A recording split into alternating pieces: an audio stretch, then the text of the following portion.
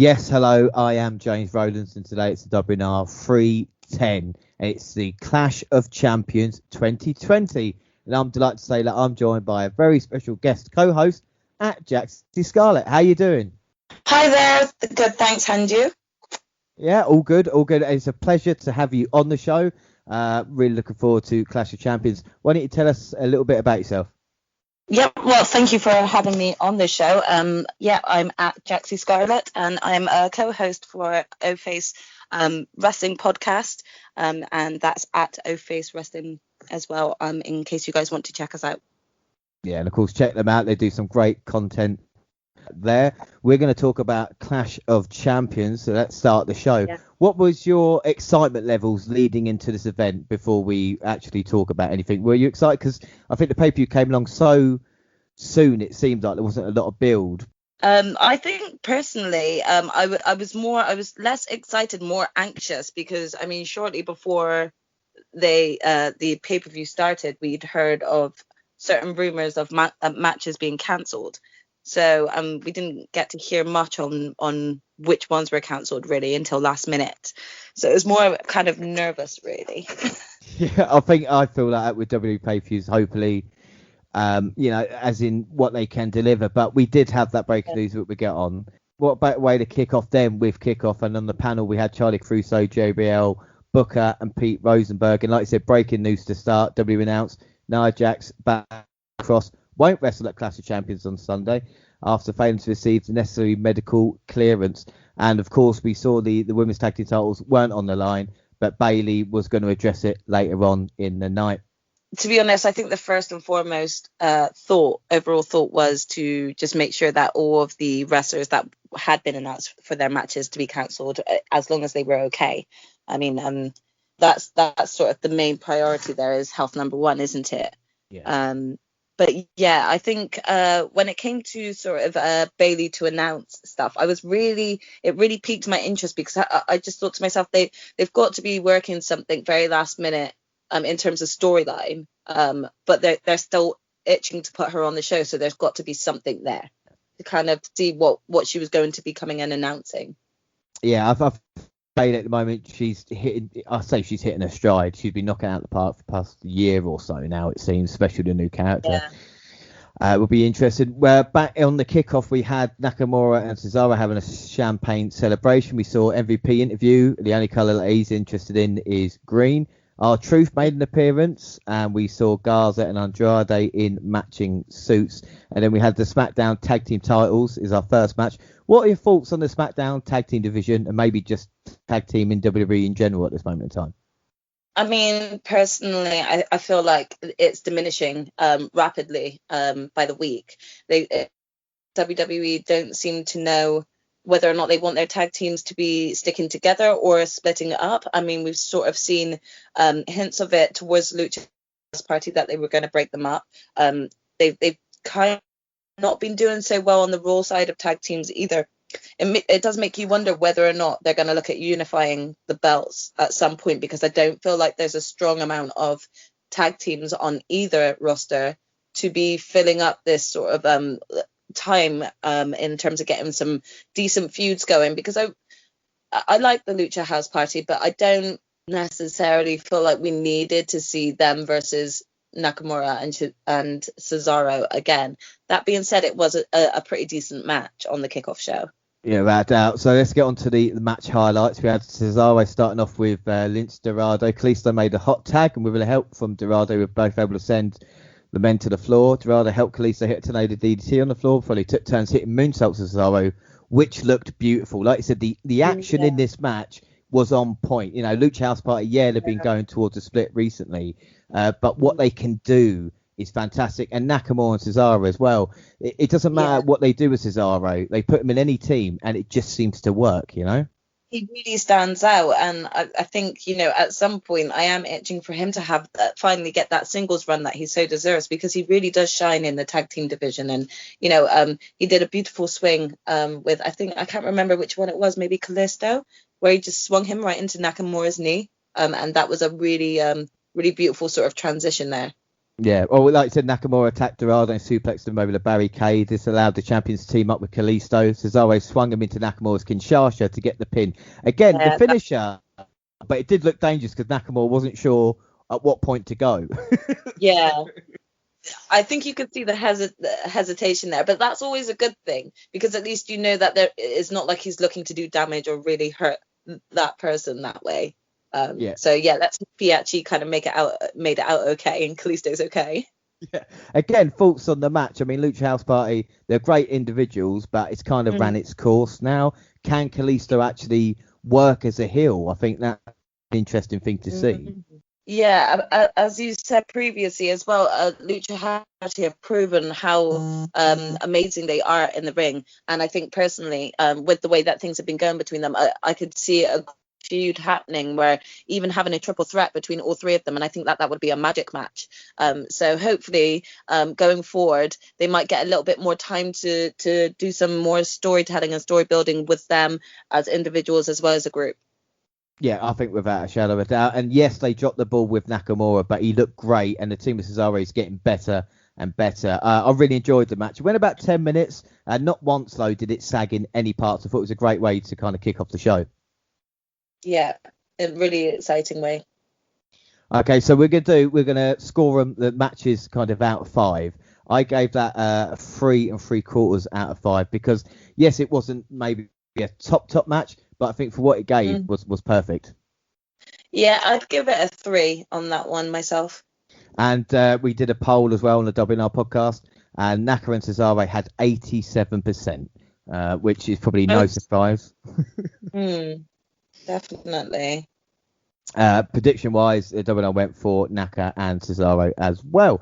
We started the pay-per-view properly. We had a nice intro video narrated by John Cena. I find it a bit weird, like when you see like John Cena, 16-time champion, and I'm going, yeah, he's not around anymore, is he? You know, like I was kind of used to it. Still yeah. Well, like I said, we've seen it. It's one of these that we saw with maybe The Rock of, having so much success now, and still, he is a company man. So I suppose when WWE need him for something, he will come back and help them out. Yeah, I think it goes to show and prove what John Cena said all those years ago, that WWE and wrestling is his home and that he doesn't forget. So it's kind of nice to see him come back every now and again, even if it's not for anything more than a promo. Yeah, but again, it started the pay-per-view off well. The set looked sleek enough, and the first match on the main show was Jeff Hardy versus AJ Styles versus Sami Zayn for the Intercontinental Championship. How we got here? Well, Sami Zayn was the Intercontinental Champion until he had to relinquish. AJ Styles had won from Bryan in a Match of the Year candidate, and then Jeff Hardy shocked AJ on SmackDown and led to Sami Zayn returning to claim what was rightfully his. We're going to go to match highlights in a minute, but when there's a match, you think there's 3 individuals involved who can put on an absolute kind of show stealer, and recently with WWE it's kind of not gone through. Like we've seen it with AJ when he was WWE champion, just it never lived up to the hype, if you know what I mean. Yeah, I understand. Whereas this match, I think this match was a completely unexpected, if I'm truly honest. I mean, especially given what we got on Friday Night SmackDown. I didn't presume that it would be the same, considering this was a ladder match, but I mean the creativity on this match was just on point, and you couldn't have had 3 better wrestlers knowing what they're doing and just kind of completely trusting one another, throwing all these ladders and doing God knows what. It was a really entertaining match, and one that you couldn't really look away from. Yeah, exactly, and it like flew by. I mean, Hardy took a rough spill to the floor when Zayn tipped over the ladder he was on, and it looked like the ladder was trying to eat Jeff Hardy on its way down. Really did it just engulf him. Yeah, it was just like, I'm gonna get you. And then they had the ladder to make a bridge between the ring and announce table, and then Styles just nonchalantly jumps on it, hits the kind of moonsault with a DDT, and it just, I mean, AJ, of course, everybody, how athletic he is, but he just makes it look so easy as well, He does. I think one of the highlights for me was having, I think Sammy threw the little set of ladders at AJ. Yeah. Well, like I said, Hardy put Zayn on the bridge and climbed up on a different ladder. He hit a swanton. I mean, how is Jeff Hardy still hitting these swanton that took out Zayn and broke the ladder? Styles was all alone and set up another ladder in the ring. And then Hardy managed to come up. And like you said, and then I think it was AJ throwing a little ladder at Zayn. And the camera shot they did first off was perfect. And then they ruined it a little bit by seeing it didn't connect as much. But you know. Yeah, it definitely was, sort of a real laughable moment in there. I don't feel like they needed to have done that quick camera change, because of the way they had caught it had just done so well. Exactly, it was like 3D, wasn't it? Really, and then what I thought was really clever, because of course you had all the kind of the hard bumps and what we kind of expect from ladder matches, and then rather than the kind of traditional ending, we had Sami Zayn using a pair of handcuffs to attach Hardy's ear to a ladder, which again is just crazy. Yeah, it really is. I mean, I've got to tell you that for me was the most. I couldn't tell you how much I was cringing watching that moment, just because of I couldn't stop thinking about the weight and the pull on Jeff's ear. And this man is in his 40s and he just went and topped his infamous TLC Swanton bomb off a ladder and just redone this to Sami, and now is walking around still trying to be part of the match with a ladder attached to his ear. And this is the thing, if it goes wrong, then that ladder is taken out off the ear. Exactly. And I can't tell you to this day now, even the thought of it just makes my fingers curl so much. Well, he used the handcuffs again, Sami Zayn did, on Styles. And again, I thought that was a lovely moment where, Styles is quite cocky and then Zayn saying, no, if you're, if you can't go up, if I can't go up, you can't go up, and handcuffing him to AJ. Again, I thought the handcuff with Hardy was enough for me. And then I thought, oh, hang on a minute, they're doing it again.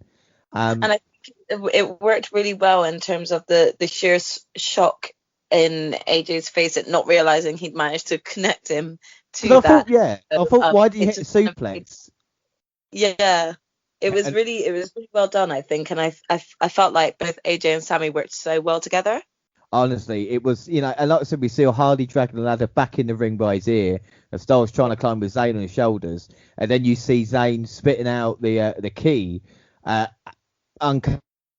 attaching Styles to the ladder, and becoming the Intercontinental Champion, getting both belts. I mean, what a match it was when we talk about what we thought of it. Like we said, the bumps these guys were taking were sick. I even forgot about the Sami Zayn one. I think AJ Irish whipped him, and Zayn bounced around in that turnbuckle on the ladder and then come off again. Yeah, he did that too. Wow. Yeah, it's actually crazy at how much all three of these men put their bodies through. I mean, fair play to Jeff for keeping up with both Sami and AJ in terms of his age.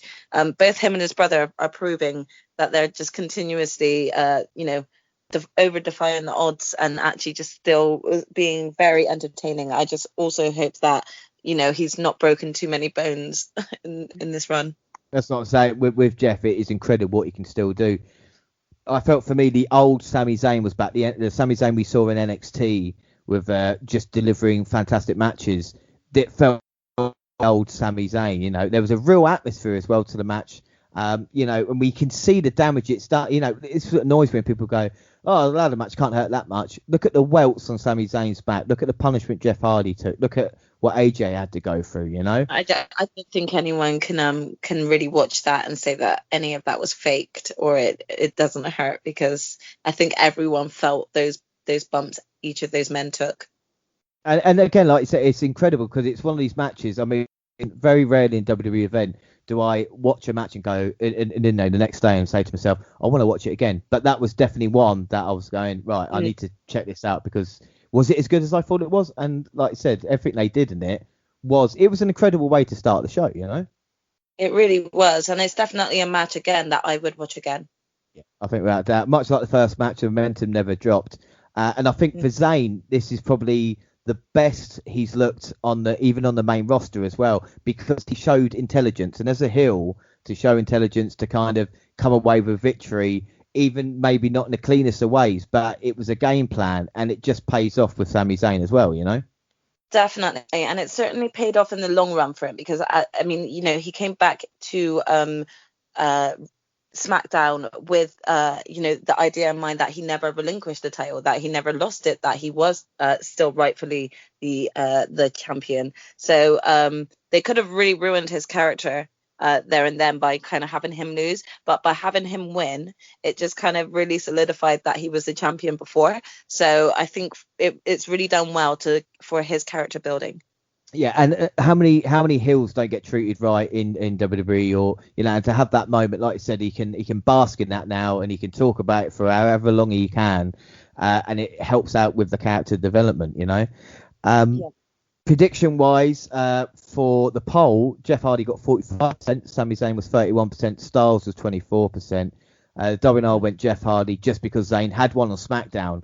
And you know what I mean? When that happens, you're thinking, oh, they ruined it. And then I think they did that just to get us, Do you know what? I really agree with that, because if I would have had to have agreed with your choice on the poll, I would have said Jeff Hardy before watching this match myself. So I definitely didn't see this coming with the change in champion. But also, I think it was a really good decision on WWE's behalf. Yeah, I think it was a really pleasant surprise, and like I said, a fantastic match. We then went backstage and Gulak rolled up R-Truth to win the 24/7 title, and it was little Jimmy's fault. And then our next match was Asuka versus Zelina Vega for the Raw Women's Championship. How did we get here? Well, Asuka had been challenged by Mickie James and Raw, and unfortunately had a weird finish, but Vega come out after to offer a challenge and defeated Mickie in a number one contendership match. Would you have rather seen Mickie James at this point or Zelina Vega? Because obviously you got the veteran versus the kind of so-called newcomer, and they had that botch on Raw a couple of weeks ago. Would it be better to have the match? So I think that I do look at things differently. I've read a lot of different opinions about this on Twitter, and I absolutely love Zelina Vega. I think Asuka is probably my number one, but Zelina Vega is an amazing manager. She's been doing so well and carrying a lot of the story that's been happening on Raw. However, I'm not necessarily sure I would have thrown her into a WWE title picture just yet. I think it was really soon after her just kind of coming out and making that statement not too long ago that she wanted to come for the title. I think that they need to be working a lot more on her. So personally for me, I felt that especially with the botch roll up with Mickie before, I feel like Mickie deserved another chance to actually go for the title at Clash of Champions. So I do think she should have been the one. But I did actually enjoy the match. I really enjoyed it. I liked how strong they made Asuka come across, but also Zelina wasn't backing down. So yeah, it's a bit torn between both, because I think overall it was still a good match, but I feel gutted for Mickie. Yeah, no, I do as well. Like I said, Zelina Vega to have to step up to like I said, in my opinion as well, the best woman on the roster is a hell of a challenge. But I mean, she went for it in the match, worked on the arm, had the arm bar in on Asuka. Oscar Locke, she managed to get over it a couple of times as well. Had a couple of near falls. I really enjoyed Zelina's use of her size, because I think that really helped her when trying to counter moves like the Oscar Locke, which you do see when she puts it on taller women or bigger women. You can see that there's no way for them to escape. So having Zelina use her size as an asset in that front was a really good way to sort of make Asuka sort of chase it more. Yeah, and this is what you need as well. You need, obviously you want your strong champion, but you need your challengers looking like they're going to cause a bit of a threat, and I think Vega showed it in this one. I think the Oscar Lock, me personally, is a fantastic move, look wise and what it can do, but I just feel maybe there needs to be a little bit more planning, because we saw obviously what happened with Mickie James, and with Vega, the referee needs to know when it's actually applied and in position, Yeah, I do think that I'm not sure whether or not this is a referee thing or not, but they do need to sort of like start cleaning that up a little bit, because there have been some real sloppy sort of finishes, because either the ref was under the impression that it was sort of ending this way, or they're not getting the right message across. But I definitely think that the Oscar Lock is probably one of the more devastating moves that is coming out of the women's roster, alongside Shayna Baszler and her sort of crippling move as well. So Oscar's really one to be sort of like keeping an eye out. So Zelina did really well with thinking of ways to counter devastating move. Yeah, I completely agree. I mean, like I said, Oscar got the victory with the Oscar lock. But Oscar is so consistently good. She doesn't sometimes have the hottest of storylines, but because Yeah. WWE will say we don't need to give her that bigger storyline because she's going to deliver on anything given to her. Exactly. And I think, to be honest, I really did enjoy the sort of little fake out at the end with, Zelina acting like she was going to be respectful and bow to her. And Yeah. then she's just really bitter after. I know a lot of people are thinking, oh, that means we're going to get rematches. Hopefully, after the rematch that we got on Monday Night Raw the day after, they will be just sort of focusing on building Zelina up now, because I think that that's sort of her character. She's got that shadiness to her. So I really do like, the idea of her one day potentially winning the belt via cheating. Now, whether that be on off of Oscar or someone else, I'm not sure. But I don't feel like they need to keep on solely putting her against Oscar. There are other women, cough cough, Bianca Belair, that they're not doing much with, that they could really start putting into the picture as well. They need to start utilizing the use of their women more. Yeah, I completely agree, and I think we saw that later on in the show as well. As for the match, like we said, it told the story of the challenger being on the champ's level, working the arm, but the champion going back to what brought her to the top, and that's basically what Oscar does. Another thing I really liked about it as well was Oscar with the kind of promo to Zelina saying, in broken English, I respect you, and you'd be, quite fan. And I thought it seemed a bit not childlike. And then as soon as Vega disrespected Oscar, and then Oscar got the microphone and did a Japanese promo, I was like, maybe Yeah. that's what you need. Just let her do it in Japanese, because I didn't Yeah. understand a word of it, but I knew she was angry. This is what we need as well, though, because I mean, following up from what you're saying, when we saw them on Raw for just before their rematch happened, Zelina even got fed up and started shouting at her in her own language, and the rawness that you got of them both just shouting at each other in their own languages worked so much more better, and I didn't even need to know what they were saying. Yeah. So I think sometimes you just got to let them go with it, and you could probably create beauty from that. Yeah, I think without a doubt. Well, we didn't do the Intercontinental title match out of 5. I'm giving it a 5 out of 5 for the IC title. Yeah, I'm going to give that a 5 out of 5 as well for that. That one was one of the highlights of the whole pay-per-view for me.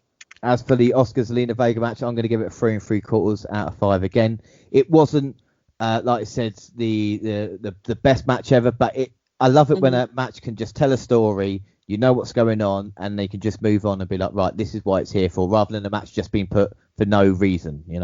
Yeah, I'll put 3.5, or 3.5, however you're sort of rating it. But I mean, for me, I think it was a really good way of sort of introducing Zelina in a way that of the wrestling sort of ring, rather than her being on the outside. And I think she really did prove to a lot of people who were probably questioning whether she can wrestle. But it would just be nice to see her progress now throughout the upcoming weeks. I think without doubt. Poll wise, 80% went for Oscar on that one. Mm. Not really much of a surprise, of course.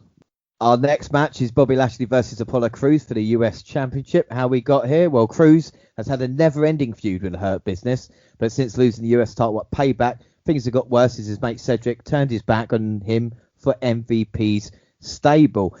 I thought it was a bit weird Cedric Alexander wasn't actually there. I mean, I'm not sure whether or not that again is to do with the current pandemic or anything like that, but it was a little bit confusing because of the commentary team were discussing him quite a lot and how his sort of move to the Hurt Business has affected Apollo, but then like not having him there and having the rest of the Hurt Business out there, it was a bit confusing. I thought at least Cedric might cost Apollo to kind of continue the story. But I mean, I talk about highlights of the match. Every time Cruz tried to make a comeback, it seemed like his rival had an answer for him. The former champion began to build up head of steam and knocked Lashley out the ring with a stiff elbow strike. A huge superplex for a close 2 count. After a few more exchanges, the champion applied the Hurt Lock for the submission victory in basically a really clean finish as well. It was. I mean, it was. I mean, what are they calling it now? I swear they changed his finishing name again. It was like the Bobby Lock or the Lashley Lock, and now it's something else. So once It's they going to be called, defined Yeah, I'm not sure what the finisher is, but it is a really devastating move, to be honest. So he had no choice but to tap out there. I really do hope that this is sort of the end of an era type thing in terms of Apollo going up against the Hurt Business. It's really confusing with the fact they've got the Hurt Business going on with the storyline with Retribution at the moment, but they're still sort of using unfinished business with Apollo Crews. So maybe I'm hoping that even if they do keep involving him, it will be more just with Cedric Alexander rather than the rest of the Hurt Business. Yeah, I think the Hurt Business needs to kind of, like you said, move on from it now. Should the US title feel like a filler match? Because I felt out of all the, we'd just seen compared to the Intercontinental title match, having the way it delivered so much, and then the US title just put there, it's a match we've seen before, and it just felt, this will feel 10 minutes of pay-per-view time, I totally agree. Yeah, I think that especially with the title now on Bobby, they can do so much more with it. But again, it is that never-ending rematch that we are getting with Apollo Crews that probably did end up making it feel more filler. And that is because we've predominantly seen them have these title matches on the sort of main roster each week. So it's not like we have to have a pay-per-view event when we've seen him versus MVP, him versus Shelton Benjamin, him versus Bobby Lashley on a weekly basis on Raw. So I think that they really do need to kind of like have this story done now so that they can start looking to make the US title a bigger deal. It's now on someone as big as Bobby Lashley, and we all know how beast mode he can go. So I think that they can really help. He can really help elevate the title again, just not with the same people. Move on to different opponents. Or not T-Bar, someone else that maybe can deliver better matches. Can we not have the US title go on to Retribution? Please, let's not do that. But Crews is a pure athlete, and the two guys who have faced each other many times, I felt the chemistry was a bit off in this matchup as well. But what's next for Crews after losing clean? Does he go back to? Does he start? Well, he's already got a tag team with Ricochet, I suppose. Do we want to see that? I've been talking about the past couple of months for a heel turn for Crews, but after we've seen it with Cedric, I see a roster change. I see a roster change happening for him. Like, he's kind of done with the Hurt Business. I think that they need to kind of get him away from sort of like the thought of a tag team with Ricochet, and I think that he could do with sort of a fresh sort of storyline and a reset for himself. So even if he did want to go all heel, like you said, maybe move him to a different roster and then have him come back sort of more like Bobby Lashley 2.0, I agree. Out of 5 for them, I'm going to give that a 3 out of 5. Yes, bog standard match. Yeah, I'm just gonna give it a 2.5. I wasn't, as you said, it felt really filler for me, and I felt like I'd just seen it one too many times. Prediction wise for the poll, Lashley got 81%, and we went Bobby Lashley with that one. Our next match was the Street Profits versus Andrade and Angel Garza for the Raw Tag Team Championships. How we got here? Well, only Ziggler versus Kofi is a more used match than the Street Profits versus Garza and Andrade. And this is the 345th match between the two teams. I don't know if you knew that. Highlights, Garza and Ford tagged back in and ended on the top rope together. Luchador hit a Spanish fly. Andrade yanked Dawkins from the apron to prevent a tag. He tagged in and hit Ford with a running double knee for another near fall. Dawkins came in and hit Andrade with his finisher. Looked like Andrade might have kicked out, but the ref called for the bell. A replay clearly showed the ref botched the call, but they know now that it was an injury. What were your thoughts?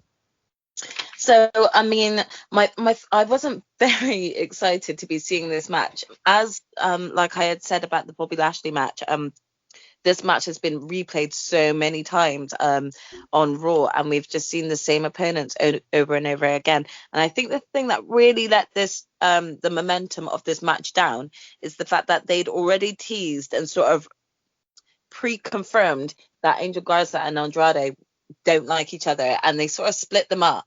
And then a week later, they were getting back together. So there was sort of no explanation during all of that time as to why they all of a sudden got back together the minute Zelina Vega left them. So I definitely wasn't over excited to watch this match, and I think with the sloppy finish as well, it really just didn't help. And I completely understand that this came from an Angel Garza point of view, but the ref could have done so much more, or they could have done so much more, even as wrestlers, to have a sort of clean finish with it. Still, it didn't need to involve Angel. They could have just done it where they just had Street Profits team up on Andrade and just get a 5-star a frog splash on him and just kind of end it there and then. But I think that the ref just over panicked and just called it without.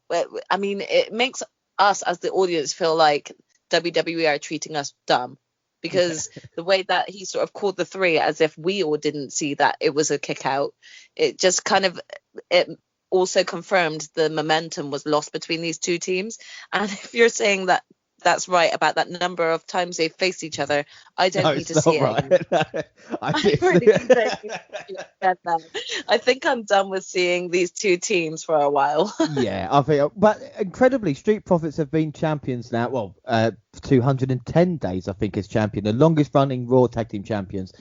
Surprised because, like I said, the Raw Tag Team division needs to be unified with a SmackDown one, because there's not enough teams that WWE care about. And every team is seeming to split up sooner rather than later as well. And WWE, you know, and I know what people are going to say about AEW with a tag team division. It doesn't need to be a tag match every match, but you need to have teams that are going to stick together week in, week out, rather than looking for the next singles run. Exactly. And it's like, you know, I do watch both programs, and I don't like to sort of compare and contrast because they're all different wrestlers to me. So I like to sort of kind of watch both brands because of that. But I mean, when it comes to the tag team division with AEW, there's scope to build on all of them. Whereas right now with WWE, their priority hasn't been the tag team division. So there is no storylines coming from any tag teams, and there's no development, there's no character development, storyline development. And this is one thing that WWE need to focus on more now, because they are very much slacking in this front. And I think unifying the belts are probably going to be the only way that they really can focus on their tag team division and start bringing it back up to where it used to be. No, I completely agree, and this is what we're seeing with it as well. Whereas it's not okay to be a tag team. You know, you've got two individuals who kind of, you know, either an oddball tag team or they start wearing matching outfits, and then, you know, this kind of stuff. What is wrong with being a tag team? They've been wanting tag team titles, and you look at the greatest tag teams that we've had in the history. It was all about them being a team together, especially, you know, with Animal, you know, losing Animal last week. We talked about like the Road Warriors, Legion of Doom. We never as single stars, because they were a team and all they wanted to be was tag team champions. And it just seems we don't have that.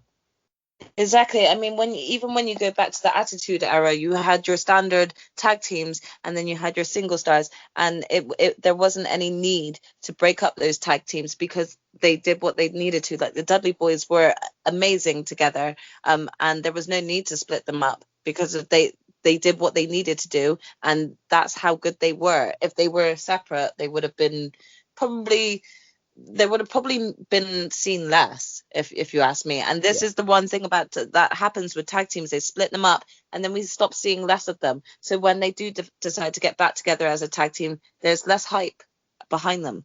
Yeah, I completely agree. That problem at this moment that can be fixed, you know, with time. But do WWE, you know, will they give the time to it? It's a bit of a shame. Match itself, I'm going to give it again a 3 out of 5, just because it could have been on Raw. It has been on Raw multiple times, so it really made no difference either way, you know. Yeah, I'll give that one the same as what I gave the US title. I think at 2.5. I really need to see it again. I mean, it was overall a good match, but it was one that I've definitely seen before and I don't need to be seeing again. No, it was no worse than their previous encounters, but that's not really saying much, you know. Yeah, I think the sloppy finish from the ref is the thing that kind of threw me off the most. I don't even think it was the wrestler's fault. It was more from the ref's point of view. Yeah, no, I agree. Poll predictions, Street Profits was 66%. We went to Street Profits as well with our predictions. We then found out the draft is coming, October, going to be on Raw on the 12th. What are your thoughts on the draft? It is something that is desperately needed, I feel, at the moment in time. Yeah, it really is. And I can't stress enough. If you're going to do this draft, stop bringing in the wild card rule. Stop. Just say which one they're going to be on, and that's it. But it's definitely exciting because, I'm hoping that we're going to get a few returners, which will be quite exciting for us to see who's returning and, move into a different show. But at the same time, I think this will be a really good reset for a certain few wrestlers that really do need that chance to sort of redeem themselves and have a reset. Yeah, I mean, it's not me knocking WWE because obviously we've been following it on the podcast for 5 years. But the thing is, with WWE is reliance on rematches, as we've seen in this pay per view as well with Cruz and Lashley, and of course Street Profits just then. They seem to, and now with Randy Orton and Drew McIntyre, it's like, well, Yeah. one match, yeah, two matches, fine. We need a third match, It's Yeah. again, hopefully they can freshen it up. I mean, you can even say that before it got cancelled, Nikki Cross versus Bailey, that was also a rematch. So it's kind of like, these are rematches that we really don't need to be on a pay-per-view. You start fresh, you start new. Yeah, I completely agree. Then we saw Gulak celebrating backstage, and he gets attacked and pinned by R-Truth, and he's a champion again. I did tweet out, I think a couple of weeks ago, might have been on Payback, about saying to people that R-Truth is not just a comedy character. The stuff he did in his early days was really good. And in credit to R-Truth, he actually retweeted it and said, yeah, definitely. Yeah. I know people see him as a comedy character, but there is stuff he did, especially in No, if you TNA. even look back at when he was used to team up with Road Dogg, he definitely had a really good sort of tag run at one point. And I must admit, it's not disappointment. It's more like I feel sad that they don't do more with R-Truth, and they just keep ultimately sort of putting this 24/7 title back on him because they think that would be a good running commentary joke. To be honest, earlier on in, I think, was it the kickoff when Drew Gulak rolled him up and got the championship, I thought, you know what, give it to Drew for a bit, like leave it on him and actually see what he can do with it. He's been having a really great run with Daniel Bryan. Daniel Bryan's obviously now off, but I feel like they, just because of Daniel Bryan's been off, like they've dropped the ball with Drew Gulak, and he is a really underrated wrestler that I really, really like, and I think he's got so much more potential to do more, which is why I was really disappointed that they didn't even give him the 24 title for a whole night. They just had sort of re-roll him back up again. But even have a like you said, like a training, have a training video of him with the 24/7 title and him speaking to it. And I think with Gulak as well, just touching on it, there is a guy who can deliver, can be funny, comedy character, he can be kind of serious, and I don't think he gets the credit he deserves, whether that would be because of the Daniel Bryan thing or if they just don't see it yet. But I think Gulak is definitely someone who could do multiple things as well. Yeah. Right, next match, and it is Bailey versus Nikki Cross, but that was cancelled. The role model had a huge smile on her face as she held a steel chair above her head while Pyro shot off behind her. She gloated about winning by forfeit and decided to issue an open title. It appeared to be a disingenuous offer, but Asuka wasn't about to let her get away with it. So there you go, open challenge for any woman on the roster. It was Asuka. So, I mean, I feel a bit biased because I am very much pro Asuka, so I'm never going to complain getting a chance to see Asuka get in the ring and do her thing. However, I didn't know. I feel like this could have been a great opportunity for an underused or underrepresented female just to kind of come out. I always knew that they wanted to bring Bailey in because they were clearly wanted to do something with Sasha after. But I felt like they could have given someone else, just sort of the opportunity that probably would never have randomly gotten the option or the choice to do so beforehand.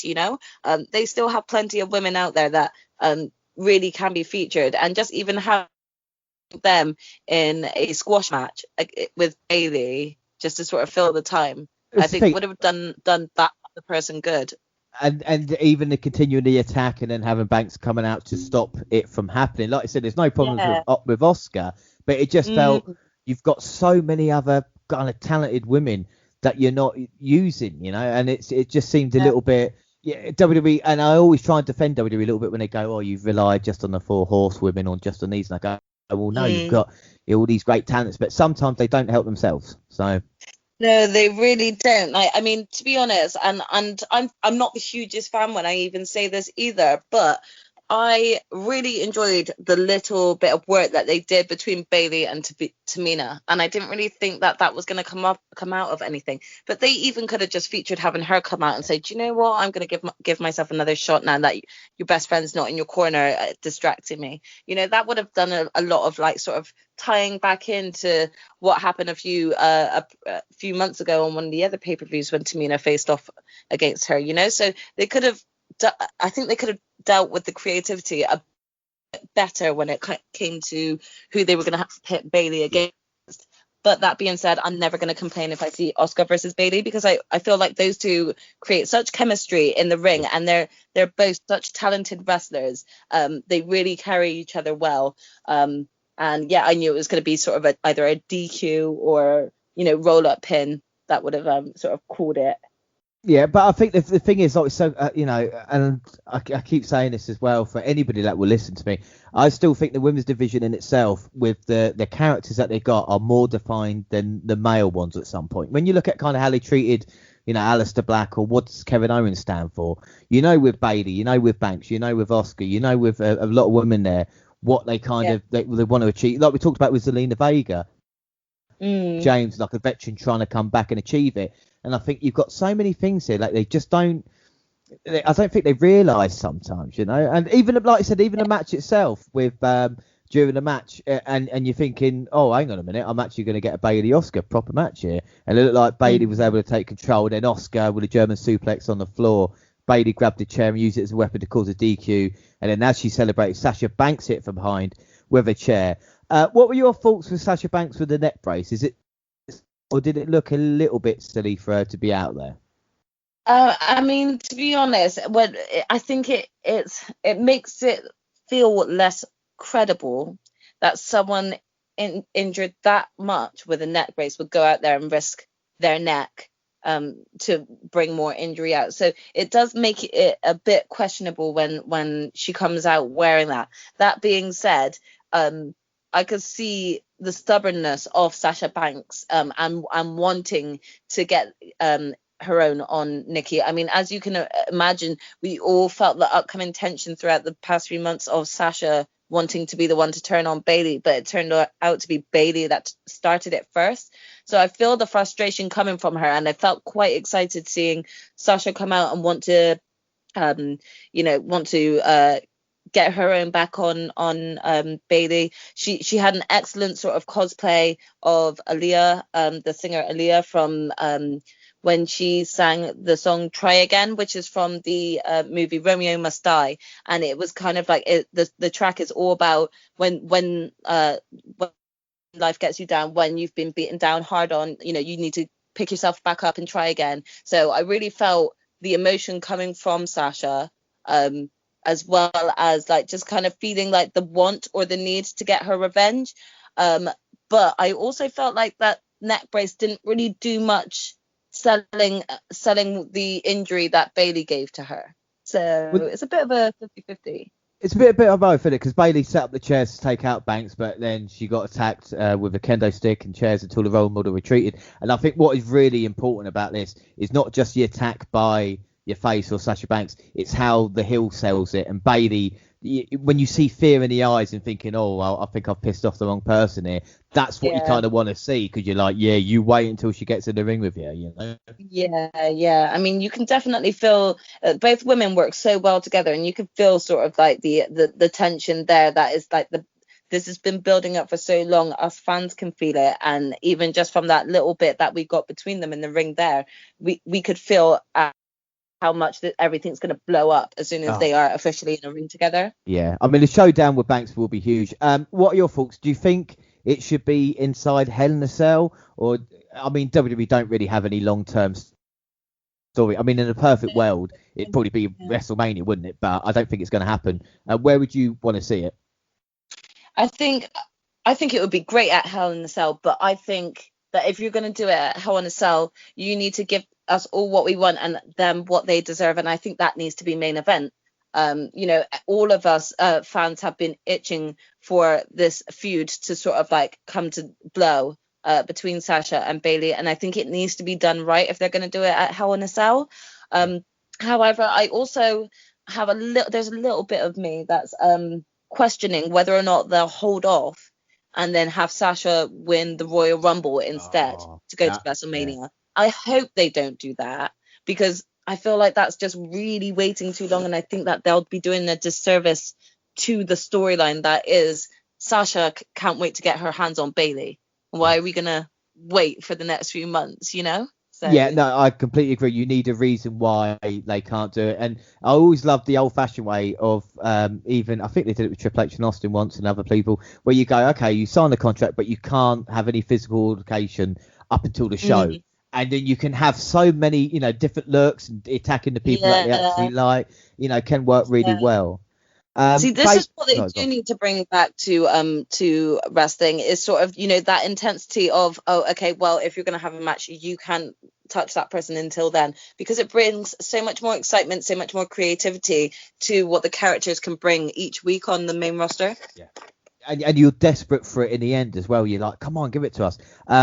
Bailey now has been champion for over 394 days, which is an incredible feat. When Charlotte took some time off, and of course with Becky Lynch as well, people are hoping or wondering who would step up. And I think Banks and Bailey are the shining example what they can do. And I mean, I started the podcast back in 2015, and one of the first takeover with Banks and Bailey, and I fell in love with them at that point in time. I would love a match for that quality on a W pay-per-view now. I think it would blow everything else that we've seen out of the water, basically.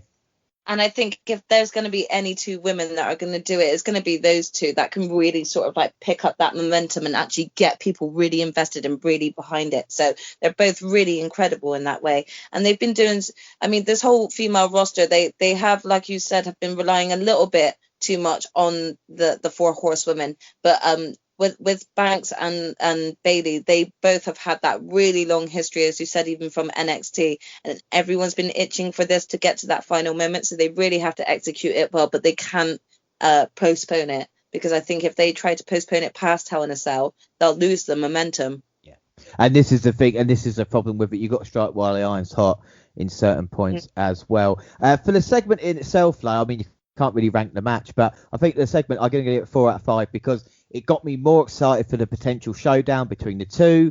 We saw Bailey with a little bit of fear in her eyes, and Banks was ready to bring it as well. So, yeah, I've got to give it that. Yeah, I'd give it a 4 as well, because I am going to biasly say that, you know, you gave me two different portions of Oscar in that pay-per-view, so I won't complain at that one for one moment. Our next match was the WWE titles, the ambulance match, Drew McIntyre versus Randy Orton. Well, McIntyre became the very first ever British WWE champion at WrestleMania. Orton had his chance at SummerSlam, but the night after punted him 3 times on Raw to continue. Along the way, he's been taking out legends left and right. That might play into what I'm saying.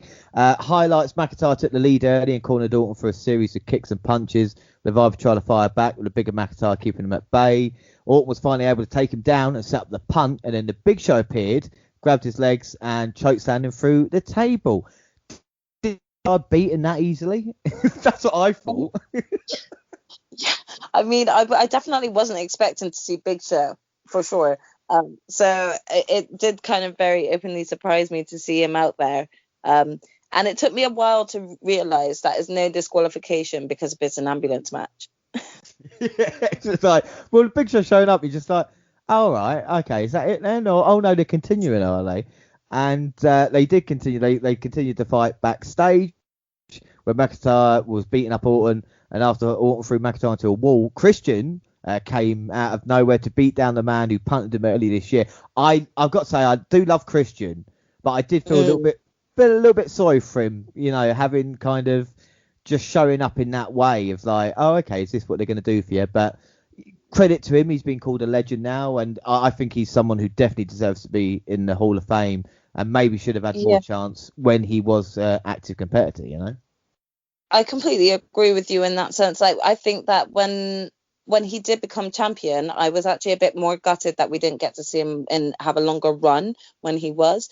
And I think when I saw him turn up at the pay-per-view, it was a really nice surprise, actually. because it sounds really bad, and I don't mean to say this with any disrespect, but I kind of forgot that he was taken out by Randy. Yeah, So yeah. kind of then see him get brought back in and then even turn back up on Raw again as well. I'm glad that they're still using him, because as you rightly said, I think he definitely is Hall of Famer material. He's definitely a legend in my eyes. And I think it was him being sort of seen as a stand-in as well, because of Edge has not sort of been around either. It sort of continues that sort of underlying storyline that Edge will at some point return. So I kind of like that he's still there, seen as that symbol of that as well.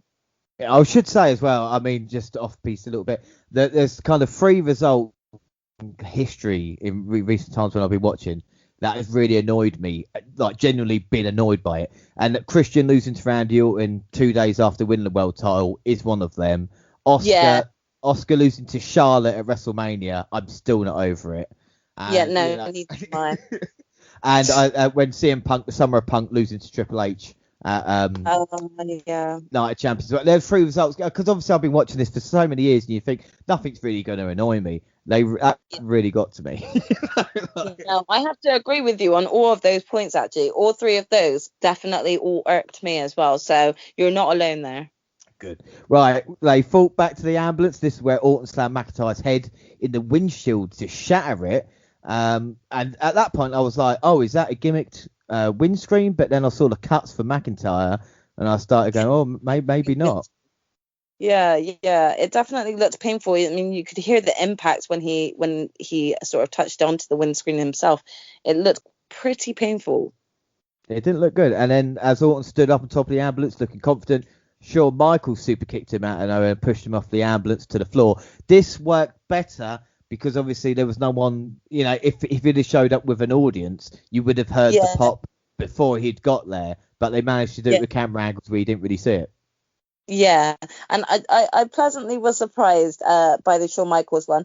I was more expecting Ric Flair at this point than I was Shawn Michaels. So, but I mean, I'm glad they didn't actually make Ric Flair climb up onto an ambulance. But but the thing, he would have got down. But my thing with Shawn Michaels is every time I see him and he super kicks Orton, I go, oh, let's have a Shawn Michaels Randy Orton match. I know we've seen it before, but let's have Michaels come back. And he's one of the very few kind of legendary wrestlers. Well, I look at him and go, yeah, you still got it. Go on, go just a couple of matches. He really does. I kind of wouldn't. I really wouldn't even mind having him as like a sort of general manager position. Just because I think he's brilliant on mic all the time, and he creates great content. So, I mean, if they could somehow bring him back to the main roster, just even as a GM for a bit, I'd love it. Yeah, it'd be brilliant, And then we saw Randy Orton hitting an RKO. He rolled McIntyre in and closed the one door, and he looked to go shut the other one. And I liked the McIntyre sticking his hand out. If I was all this is maybe the end now, because there was so much talk about Randy Orton winning the WWE Championship at this event, a lot of rumors about him potentially winning it here. Sometimes it helps and it hurts it, because you're expecting, you hear from the, dirt sheets, whatever you want to call them, and you think to yourself, oh, this is how they're going to go. And then sometimes you just kind of need to go with the story or the match, and it'll kind of take you there anyway, We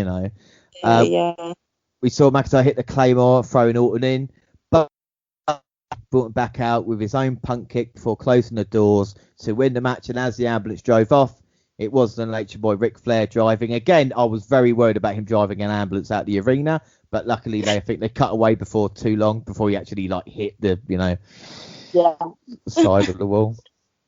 All I kept thinking to myself was that he was going to drive it straight into the wall, to be honest. Exactly. It's like going to see a Flair bump on an ambulance or something like that. Like, you've never seen it before. I enjoyed this match, but I will make one point, because Drew McIntyre has been champion now. I think this is his 6th pay-per-view as champion, and he hasn't main evented a single show. Does that take away from McIntyre not main eventing a pay-per-view, or is it just the way things are at the moment? Do you know what? I don't think it hurts him, but what I do think it is doing is potentially hurting the belt, in terms of the importance of the belt and how important it is seen among the rest of the wrestlers, because it's not being treated as sort of main event material. But I also am not sure as to whether or not that is because if you look at the recent string of opponents that Drew has had, it's sort of it's always been let down, because you've had continued matches before the pay-per-view between them, so it feels like it's less big of a deal to put as the main event. And so this is what they need to stop doing. If they're going to keep building feuds with Drew, they need to make sure, as you said in previous matches, that they don't touch each other or have matches, meaningless matches on the main event, main rosters before the pay-per-view, because it just, by the time it gets to the pay-per-view, you feel like you've already seen it about 3 or 4 times.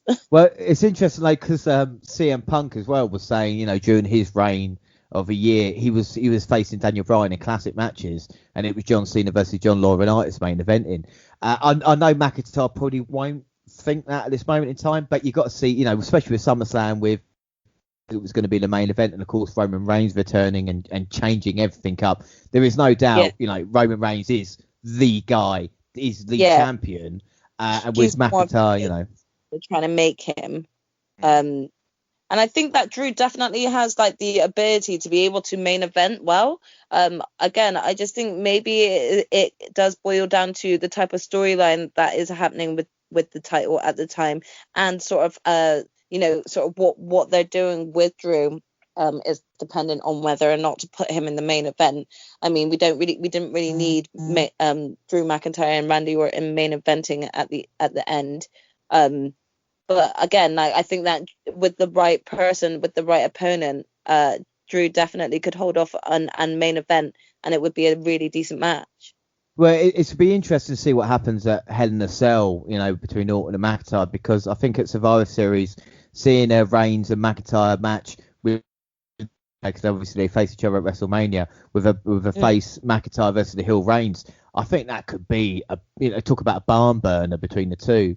Whether they go that way or not. Like I said, with McIntyre, it doesn't have to be that kind of babyface. He's got a lot of different things he can do. I was a little bit surprised that he came out as champion, even though I did go for him. But I was trying to think, how weak did McIntyre look? Did he, with the legends getting involved, did he need that?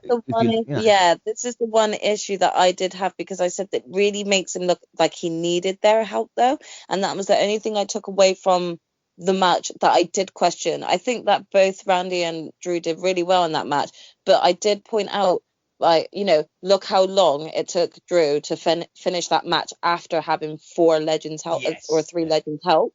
So it's like, how well are we supposed to say Drew won that match?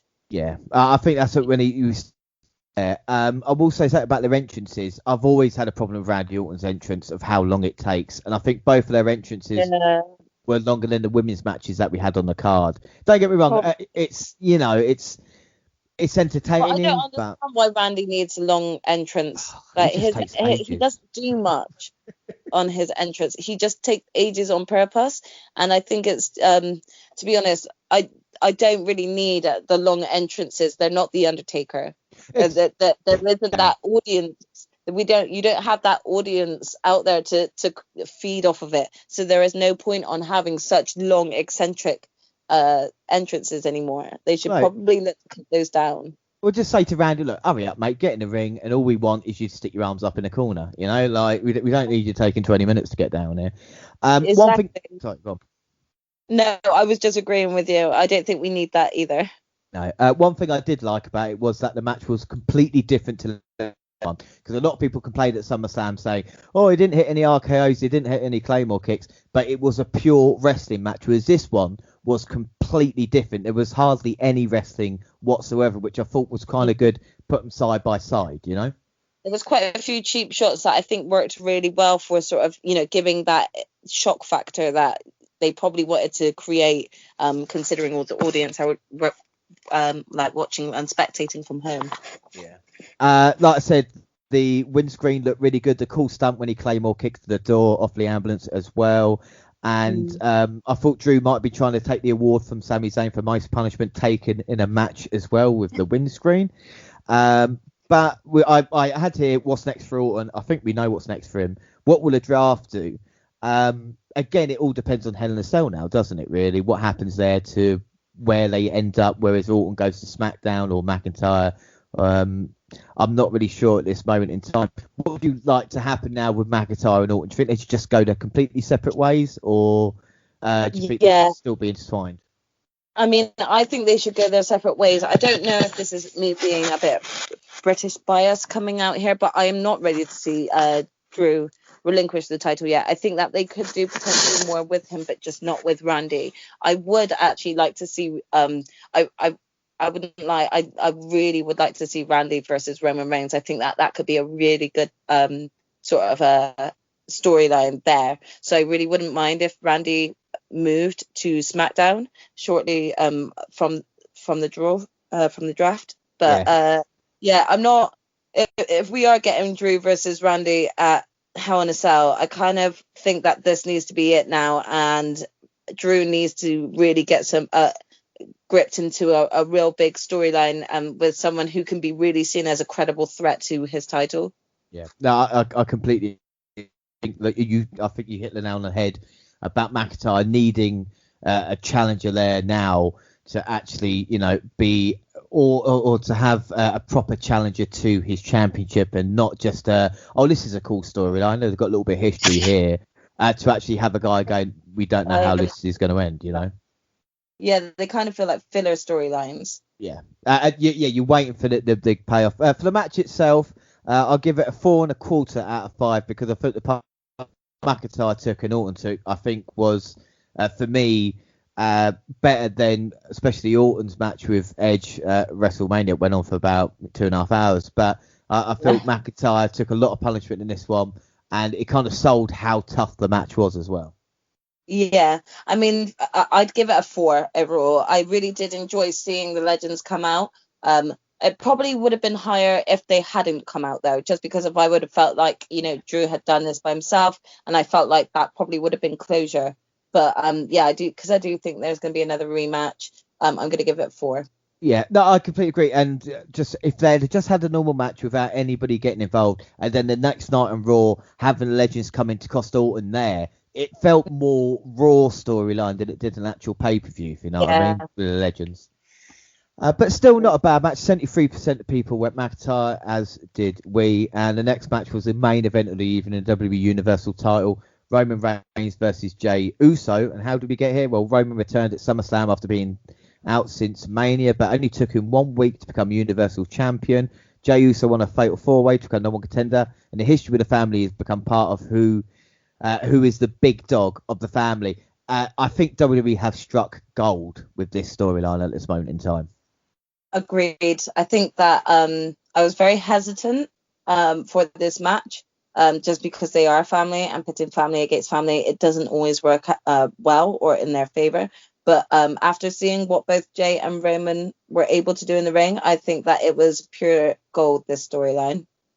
I think we had that. I think even the kind of Rikishi getting involved and speaking about the bloodline and the kind of, the pictures of them as kids. And I thought to myself, we've not had this storyline like this for ages. I know people are talking about Owen and Brett, but I was thinking, have we maybe Matt and Jeff, but not on that kind of level where it interconnects so well. I think it really kind of bring an added interest, because obviously people are going, Jey Uso, why is he? But when you look at the build-up, it pays off, I think, It really does. And I think that with having, as you said, Rikishi and even Roman's dad both sort of talking about them growing up and how competitive they were, you can really feel that in the ring, especially when they both got in there and they first started fighting.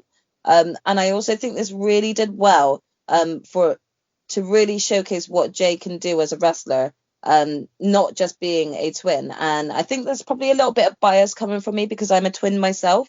So I really hate it, and I really could resonate with him when he feels like, when he said he felt like every time he wrestles, people are always asking, which one are you? So I really felt like we saw Jey in that match, and it was a really great way of sort of seeing how tough he is, but also seeing the brutality of what Roman could do.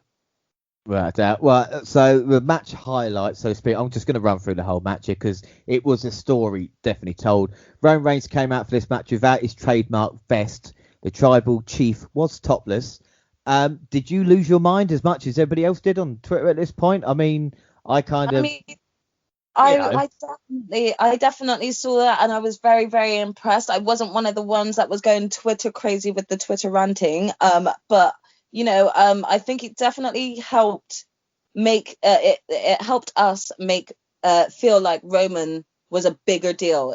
Yeah. I think just by simply removing something as small as the vest, which has been very iconic to Roman and his character for so many years, it really brought about the seriousness and how serious he is about this match. So you could really feel the intensity before he even got into the ring. I think without doubt, and it shows you. People go, "Oh, Roman Reigns not a big star." Well, all he did was take his vest off, and so it shows you how Yeah. big a star he actually is. The ref called for the bell, and the cousins circled each other. Jay also said he didn't have to. It didn't have to go down like this before they locked up. The big dog backed him to the corner and made a clean break, but did not back away. He forced Uso to go around him to get back to the middle of the ring. He said he loved his cousin and he slammed his head into the announce table. I mean, it's just all these little things. Even they're saying to him, "The ring's my island. Come and try and get in here." It's simple and yet effective as well. And I think there's also that certain level of patronization that came with this match, with this sort of the little words and the patronizing that Roman was doing to Jay, that I don't think could necessarily go down well consistently in a match if it was just two random wrestlers. But because of there was that close knit familyness, you can really feel the sort of family feud there of who is alpha male, and you could really feel like even though Roman's supposed to be seen as this heel, you could really tell that he just wanted to beat it into his cousin, not just tell him who the tribal chief is, like beat it into him. Yeah, I think without a doubt, and I think we see it here with, Reigns. Every time it looked like Uso was going to get some momentum, Reigns would knock him back down. Jay then shoved Reigns into the ring, posted himself an opportunity. He closed on him out the ring, hit a suicide dive, kicked the big dog out the ring for a second suicide. But then Roman Reigns hit the Rough Rider, and I'm going, "Oh, okay, you're taking moves off that rider now. Well, that's fair enough, each to their own, I suppose." Uso hit a Super 5 splash, but Reigns kicked out, used his arm to hit a low blow. This, again, was another bit of story. He kicked out after hitting the splash of the top, but it was low. And then the commentators going, "Oh, was it? Did he really mean to do that? Did he not?" And it showed you the champion was a little bit worried at that point in time. Yeah. I think that everyone could also feel that from Roman when he goes in for the low blow as well. You could tell that there was like a slight hint, a slight panic there within Roman himself, as to be like, how is he getting this far in this match? You could tell that there was like a slight panic or hesitation in Roman at that point. Yeah, I think without doubt. And then Reigns wanted to do so to call him his tribal chief when he refused. He hit his cousin with a second spear. He refused to try to win, and Lucer acknowledged him as his superior. He delivered a brutal beatdown. He's continued to demand respect. Jimmy Uso limped to the ring and said he wanted to throw in a towel for his brother. Jay told him not to. Reigns said all this could be stopped if Jimmy acknowledged Reigns' position at the head of the table. Jay begged him not to. Reigns dragged Jay back in and kept beating him until Jimmy finally threw the towel.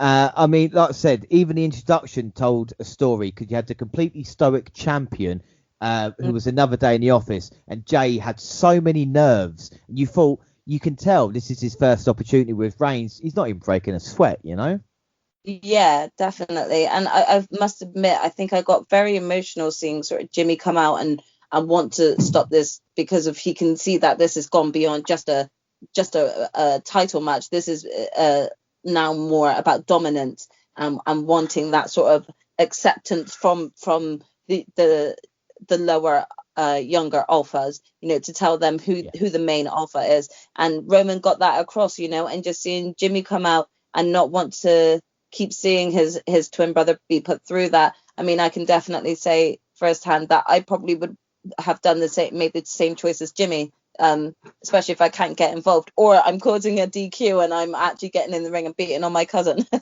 I said, it was Reigns' looks during it. It was even like you're in over your head here, son.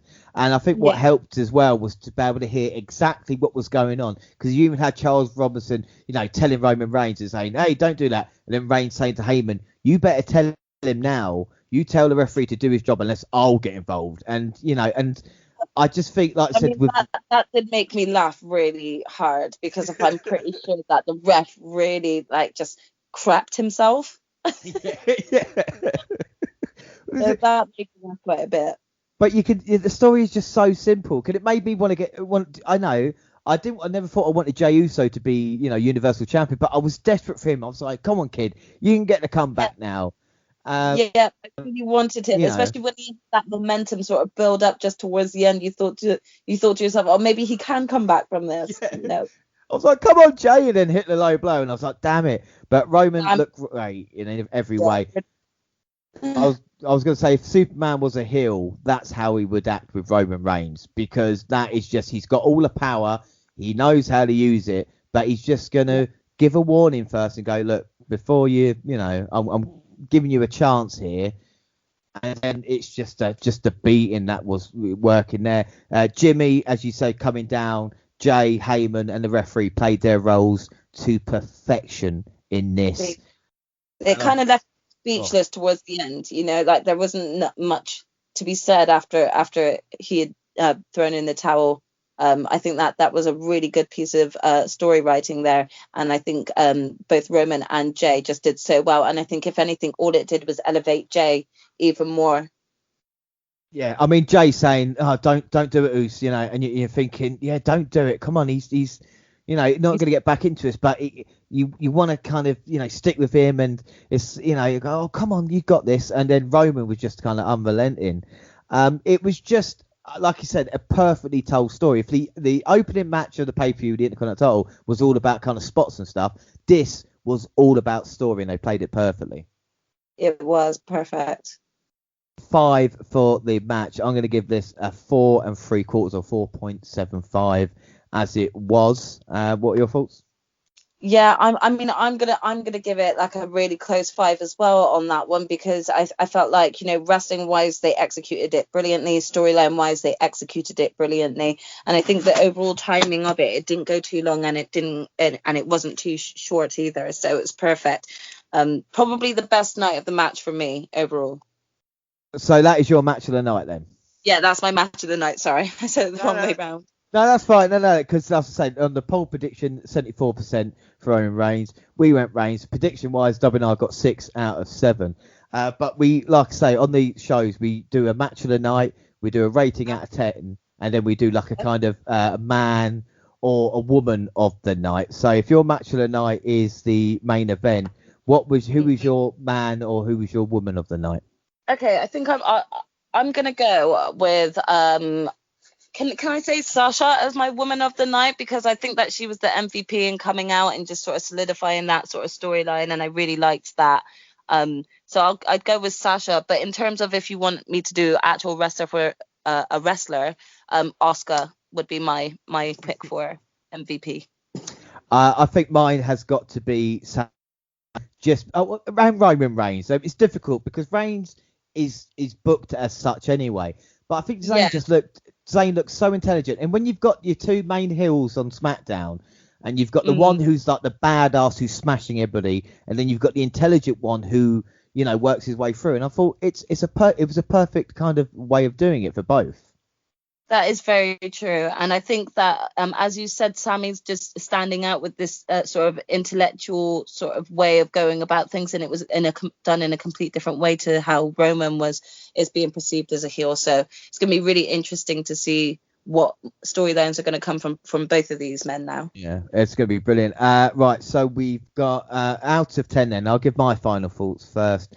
Like I said, with it being bookend between two fantastic matches and a good ambulance match, I will definitely watch again, unlike some events this year. Some events have all build and no payoff, and this was the opposite. Just a shame the tag team division is not right, and with the missing matches, I'm going to give it an 8 3/4 out of 10 because I really did enjoy the show.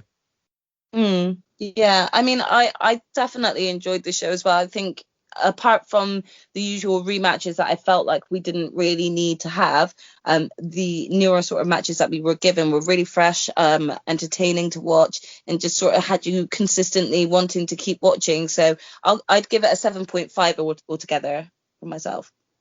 Perfect, no problems. And then champions, we did have a little bit of news afterwards about Retribution, and apparently they will not be seen for a couple of weeks now because they are in self-isolation. WWE are keeping stum on the real details, but that's why they cancelled Raw Underground this week as well, because of the amount of maybe tests, and they didn't want to kind of risk it with that. As for Raw after Clash of Champions, I mean, what was your thought? I mean, we had the Vega Oscar rematch, didn't we? And then we had McIntyre's Open Challenge. That really annoyed me. Having that rematch, we didn't need it. There was no need for it at all. If anything, it really kind of just put Zelina Vega much further down the level in terms of whether or not she really should be considered an opponent that's ready for Asuka. She got her ass handed to her twice, really. So I didn't really think that this worked in Zelina's favor at all.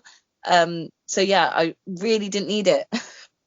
Well, they're doing a couple of things on Raw at this moment in time where it's like that. It's like Keith Lee, where they build him up or they bring him up and they go, oh, here's the next start. And then they've got no plans for these people.